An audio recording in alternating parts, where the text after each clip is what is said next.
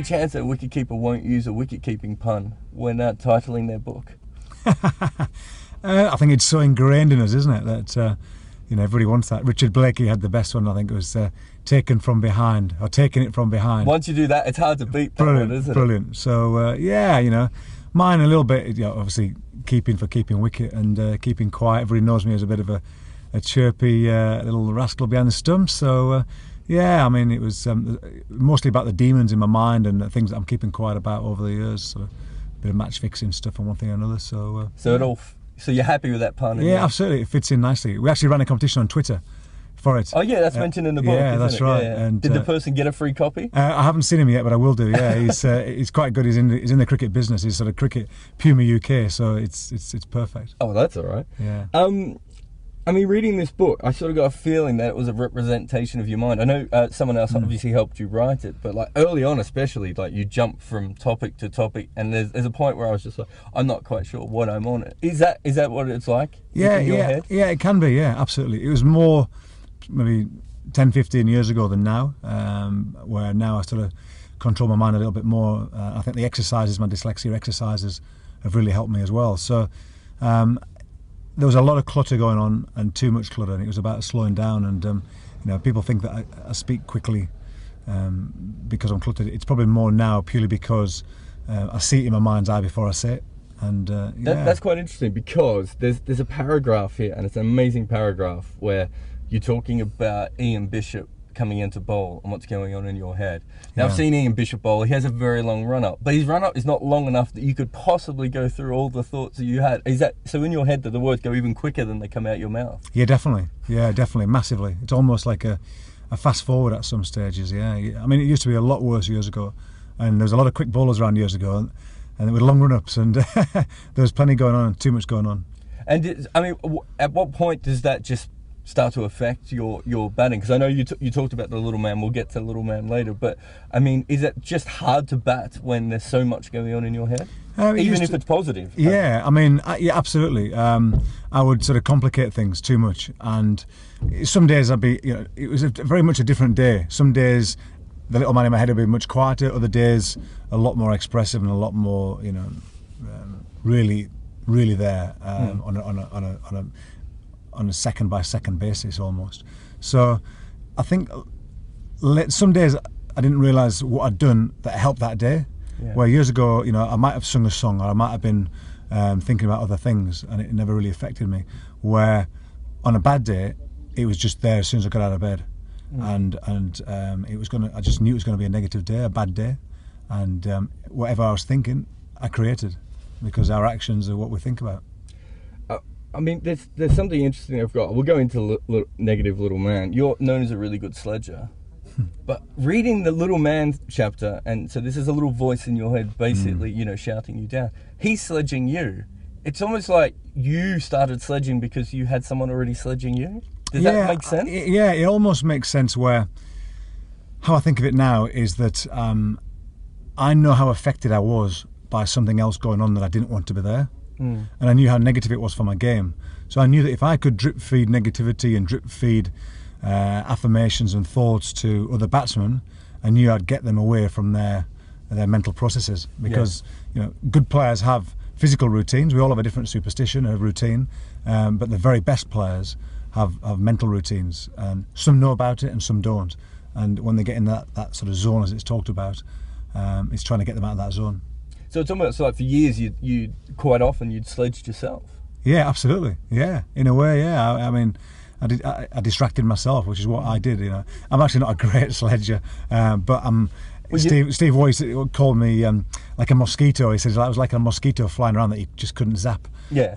And that's what I wanted to be, in effect, just somebody that's like niggling away all the time, just so that you just can't let you be still. There's a creepy drawing in your book of the little man figure. Yeah. I mean, I would have thought from a therapy point of view, and I've never done therapy, but I'm assuming from a therapy point of view, that's quite therapeutic when you actually draw. Yeah, I'd never actually drawn it. It was John Coleman, my author, who said, "What does he look like?" And it's quite funny that there's actually there's a I think it's like a corkscrew. There's a company called Alicia or LSE, that make these quite trendy kitchen utensils. And when I saw this particular one, it's just exactly the same as the man in my head. I mean, there's got to be a sponsorship opportunity in that. I mean, you can make a fortune off that. The little man in my head. And here he is. He can get the cork out of the bottle. He can open his champagne. We'll go to dyslexia, because I suppose it's all sort of related in its own way. It's all in your head. Yeah, absolutely. How did you get to that point in your life without realising that you might have been dyslexic? Like, because you never read a book, I couldn't work out what year, until you were about 30? Yeah, about there, yeah. Lance Armstrong's Not About the Bike was one of the first books I ever read. And so how do you get to that point in your life, not reading a book and not realising that's why that you... Yeah, only because I've always been busy away from the game, whether it's working with companies on products and sales, or farming life early on in my career. Been out to Australia a lot. So I toured a lot in the winters, and I led quite a physically demanding. I enjoyed training and workouts. So I was in the gym. I spent a lot of time in the gym, and that was a therapy for my mind almost as well. So it didn't really matter until I was sort of slowing down and I was with my missus away on holidays and things like that, where it was time to chill. And I actually found that quite tough, because I had a lot of internal dialogue going on, and especially when you go into the Maldives and beautiful places like this, it's time to just take deeper breaths and just relax. So it was my wife who spoke to a guy quite by accident, and he was going through this dyslexic course at the time, and he said I used to go to the shop for some milk and some eggs in the morning. I'd end up getting orange juice and a packet of crisps and a can of Coke, and come back and his wife would say, "What are you doing? Why isn't the right things here?" And he forgot all about it. And I was very much like that, and my wife could relate that to me, and ended up going on Winford Dawes Dyslexic Foundation, and really enjoyed it, and found a massive benefit. And you know, Steve Redgrave had been on it before, Kenny Logan, the rugby player, and also Scott Quinnell, another rugby player. So, and those guys had all did very well at the end of their careers, you know. So, I mean, do you think it's something that, had you found out that you had dyslexia earlier on, could have really changed your career around? Definitely, I really do. I think that my internal dialogue wasn't as bad. I felt like everything had just slowed down in my life. I felt in control of my life. I felt actually in control of my mind, and as far as it was at my pace and not at my mind's pace. And also learning, things went in. Things seemed to stay with me. So my wife asked me to do something, or people said, "Oh, can you come and speak at this dinner, or can you do an appearance, or whatever it may be?" I'd remember to put it in my diary half an hour after I'd spoken to them all. So I just felt in control of things. I just wonder, because I remember Eddie Cowan saying once that he got an eye, he had his eyes tested, and there was a problem with his eyes. I think he had laser surgery or something. Yeah. And I wonder how often cricketers and professional sportsmen right across the board just don't get, don't go to doctors, get things checked out, just to say, my head's a bit cluttered, there's something not quite right here. Maybe there's a pill, or maybe there's an exercise I can do. Well, that's why, Winford Dawes Foundation is all about eye tracking, and also about your balance. And it sounds crazy, but my balance isn't amazing for somebody who's, keeps wicket and dives around like a goalkeeper, and bats and faces cricket balls coming at 90 miles an hour. So it's funny, if I keep very still for 20 minutes, half an hour, I can get quite dizzy. Okay. And it's all about the cerebellum in the back of your head, that little walnut sort of processor. And it's a bit like a car battery. Once it's started and off and running, then there's no problem. It sort of, it energizes itself. But if it's not kicked off and started, then it doesn't get started. It coughs and splutters and doesn't start. And that's what. And my eye tracking wasn't amazing. I was very good from far to close, hence a wicketkeeper, and I was a goalkeeper as a bit of a kid as well. So when I was reading from side to side, I'd get very dizzy. I'd get quite tired, and it was my eye tracking that it wasn't brilliant. So when I used to play middle of midfield almost, I'd be thinking, if I had two guys to pass to, I was like, who do I go? Do I go left or do I go right? And quite often I'd make the wrong decision. But anything that was far to close or close to far, judging distances, etc., I was very good. So it's all about my eye tracking. Interesting. I mean, because another thing I noticed is, we talk about self-help books, and Jeremy Snape obviously helped you as well. I wondered if you'd ever seen a non-sports psychologist as well. Yes, but more later on, only literally a couple of years ago, who did a lot about hypnosis and the power of hypnosis, which was interesting. Because what I thought it was, I mean, to get to your career, which is what, 20 years? You played 23 years. 23 years.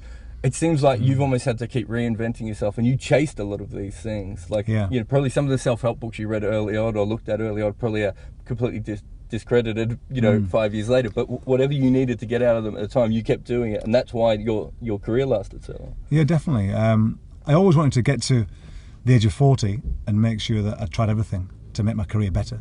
The only thing I didn't really try that I was going to try was fencing.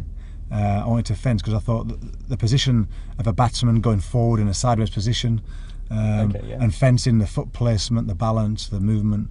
Interesting how they would train and how cricket, it was, you know, foot placement and balance and sharpness of reactions as well. That was the only thing I really didn't do. Yeah, you know, you know, cricket can become quite monotonous doing the same thing all the time, and I enjoy it, especially my mind enjoys the freedom and the flexibility of doing other things, and I enjoy trying new things out. You know, I was lucky that I was with the Leicester Tigers earlier on in my career.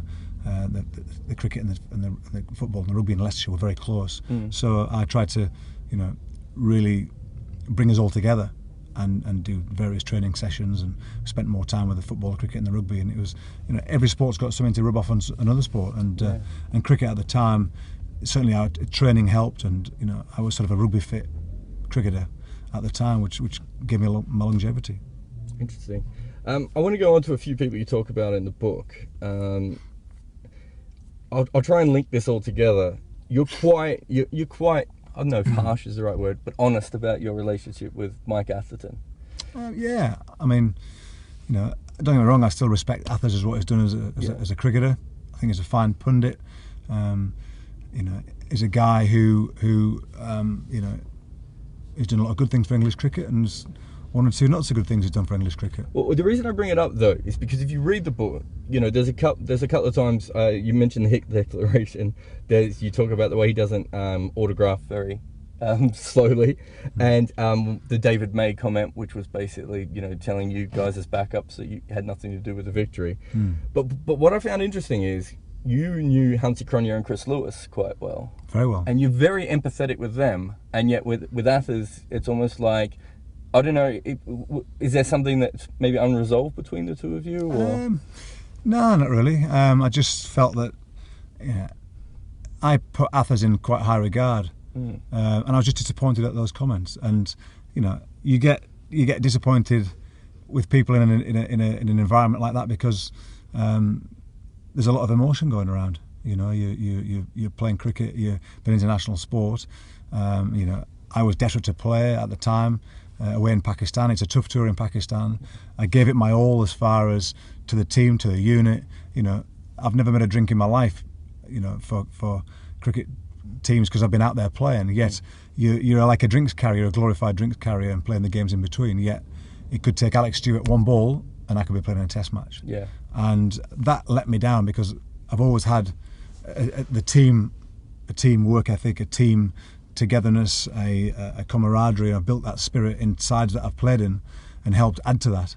And it let me down when I think the guy who needs it the most, you know, well, certainly captain, senior players need it the most to help to make a unit be successful.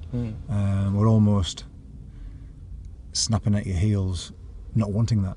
Do you think, I find it interesting, you've played in a little bit in Australia and South Africa, you even played in the ICL, which we can get to later, but do you find when you go into those other places that they have the same amount of separation between senior and junior players as they had in England? What is that something that's everywhere? It seems I've only ever read about it in English cricket, and I wondered if it's something that is in South Africa and Australia. And I don't think it is. I think that the mindset and the mentality of South Africa and Australia, the outdoor positivity, sport is, you know, so much in their culture.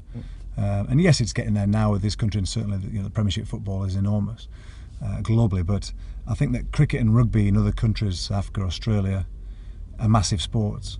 And you know, their sportsmen are lifted up and kept up there, put on a pedestal and kept on a pedestal.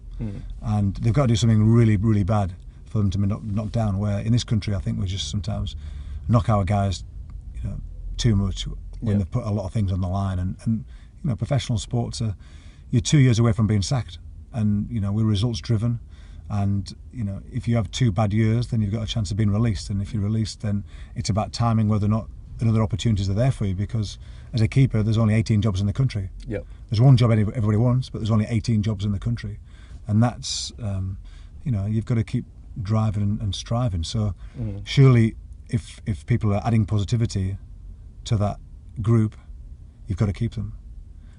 Okay. We go back to Hansi Cronje. You talk a lot about him being tight, and you were quite close to him, closer than I certainly knew beforehand. Did you ever see any of the dark side that led to him going towards the match fixing? Other than the tightness? No, not at all. Because we all like money. Yeah. But Hansi was ridiculous. I mean, he'd ate, McDonald's and and fast food because it was cheap. Yet he was an amazing athlete who'd train in the gym for hours and hours, and who'd run. He'd run so well. It was a strange one. But no, I mean, the only thing we saw was he was like doing an online accountancy course with his laptop, and we thought, never trust an accountant. Yeah, exactly. That's right. We had a bit of banter about that, but we never ever thought anything. Obviously, looking back, there was declarations, and you thought, "Ooh, that's a bit of sporty declaration or whatever," but we never actually presumed, because it was never talked about. It was never, match fixing was didn't exist. What about when it actually came? He came clean, and it all came out in the press and everything. What did you think of that, being a friend of his? Like, what went through your head? Yeah, it was. I mean, it was like a thunderbolt. We just thought, a guy who, he was an eloquent man. His family, I know his family so well. We used to stay there. We used to stay with his folks on pre-season tours. His dad used to. Evie used to do all the grounds at the university, and he used to prepare for us and have barbecues at the house. And Gordon Parsons, one of our players, married Hansi's sister, Hester, and Leicestershire and Bloemfontein and the Free State, we were very close, and went pre-seasons out there, and it was just like it was almost like a little mini death in the family. It was it was strange. It was just surreal at the time. I mean, from that we'll go on to the big story in your book, which is obviously about fixing, which you kept till the end. You made me read all the way through. You talk about the ICL, which obviously everyone is.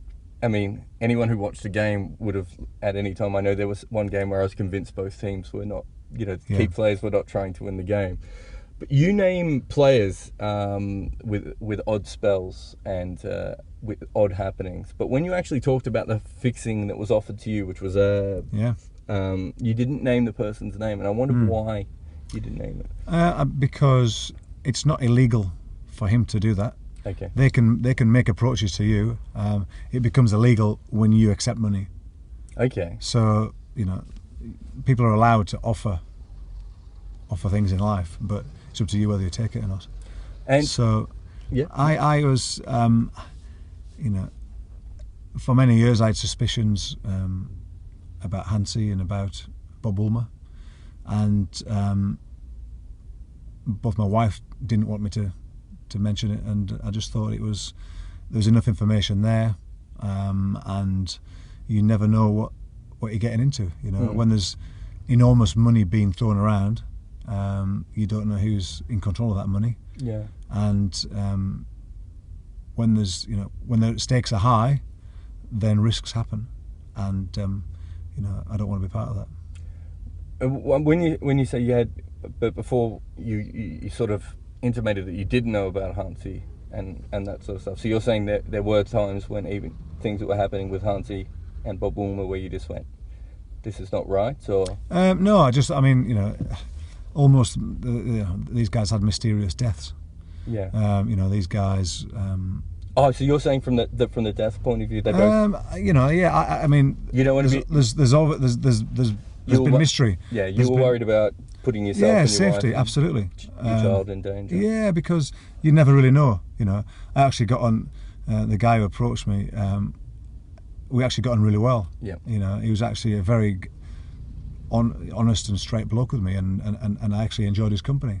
But you never know when it's big money, and I think if I'd have said I want even more, the nature that it was everything was nothing was a problem.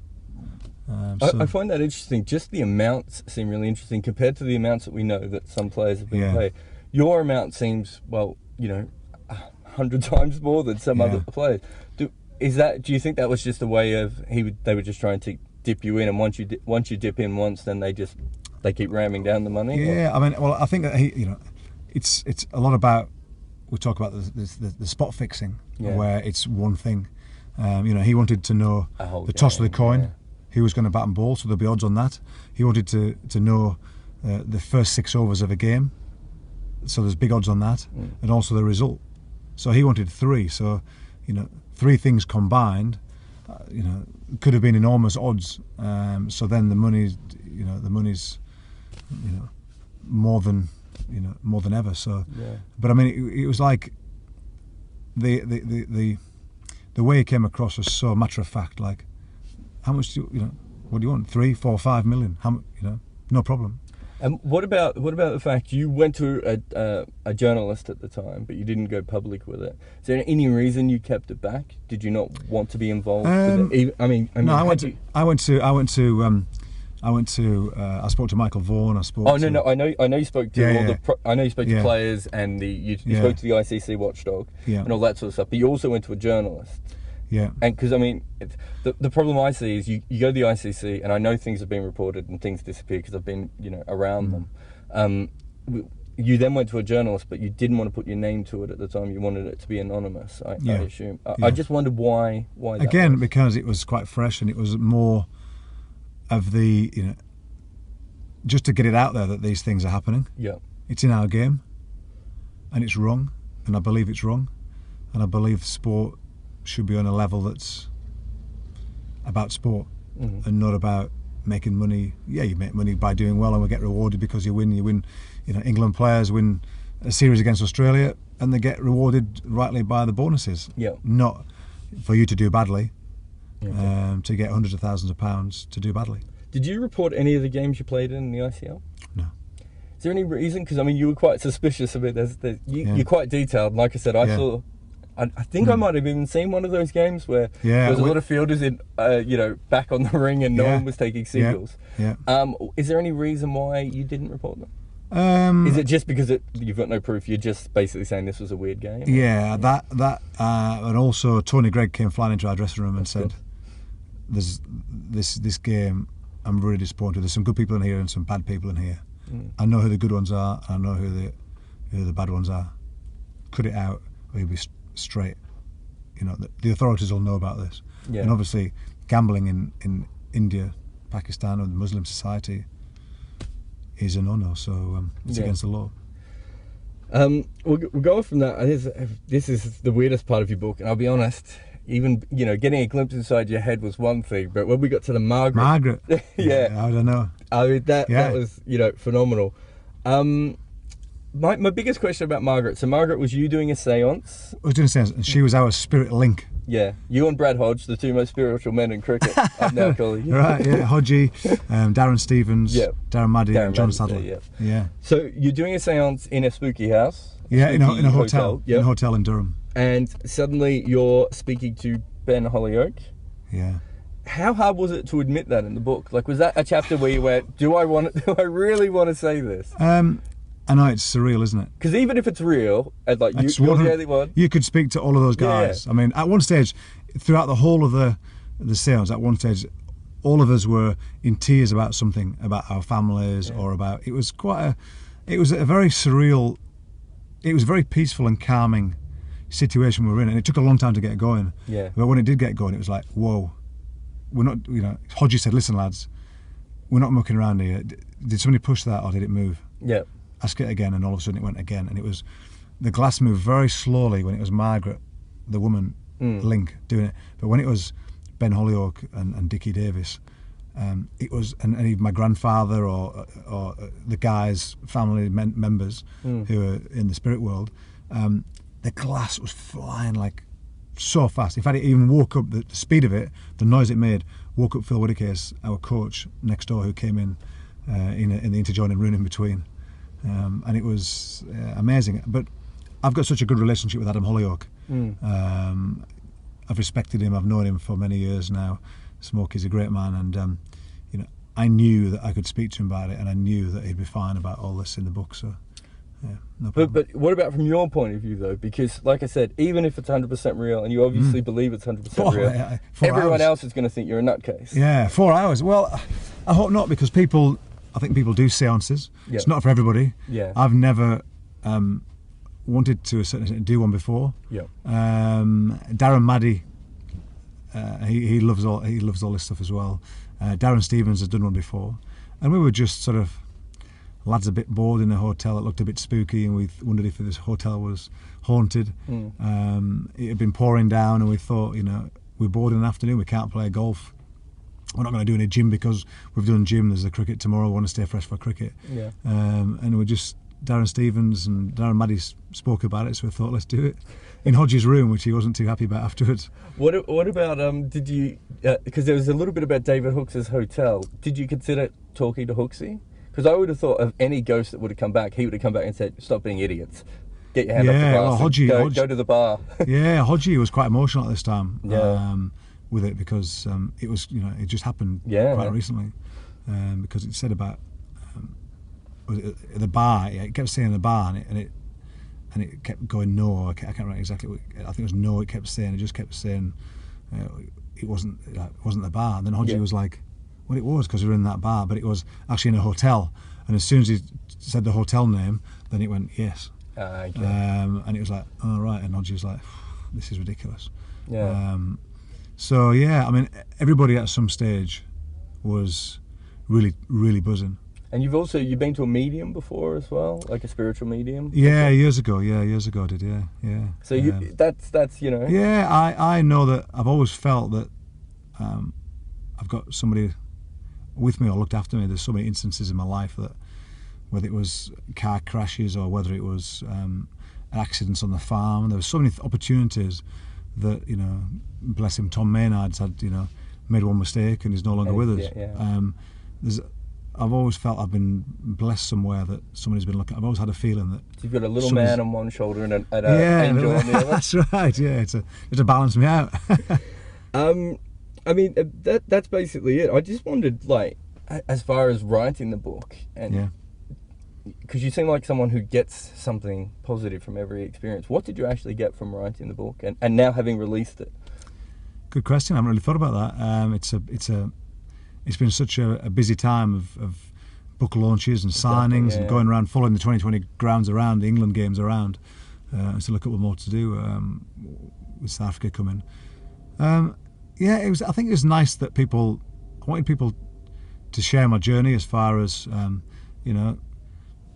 Cumbrian lad who had a dream, always believed he'd play for England, and if you've got a dream you can make it happen. And my battle with dyslexia, and how it took me a long time in my game. That was a negative. It's a negative part, but it's an honest and true reflection of how it was. And family life away from the cricket. People step onto Dirk Nanners was talking about this morning about Brett Lee, away from cricket. He loves playing his musical instruments and chilling out and relaxed. On a cricket pitch, he's pumped up, ready for action, to do his job and to nail it for his team. And that's a bit like me in a way, and I think like a lot of players. And I think that people, I just wanted to give another angle of how people portray sportsmen. They're human beings like the rest of them, but they believe in something, they train hard for something, and they commit to something. And I just want, hopefully, I want it to, to inspire a few people that they can do it, and just share my journey, because there's some good stuff, and it's a nice read, and it's I've read one or two autobiographies. I started reading them and not quite finished them, and it's been a bit monotonous. So I didn't want it to be like that. Have you been invited onto the boards of any dyslexic foundations? No, not yet. No. That's the next step. Surely. You've set yourself up. Yeah. Now. Well, I speak to Winford Dorr with his foundation, and sadly they struggled financially for a while, because it was quite expensive having the doctors and the technology that he used to use in it as well. I mean, NASA space scientists and astronauts use some of the same machinery, so it can be expensive, and balance and wobble machines that they use, and eye tracking lighting in a dark room, that's with eye sensors. You know, it's expensive stuff, so it's quite pricey for people to do it, and not everybody can afford it, sadly. Is that your next move, NASA? Astronaut? Hey, no, 2 chances of that. I get dizzy. I get dizzy upstairs in my house, never mind up there.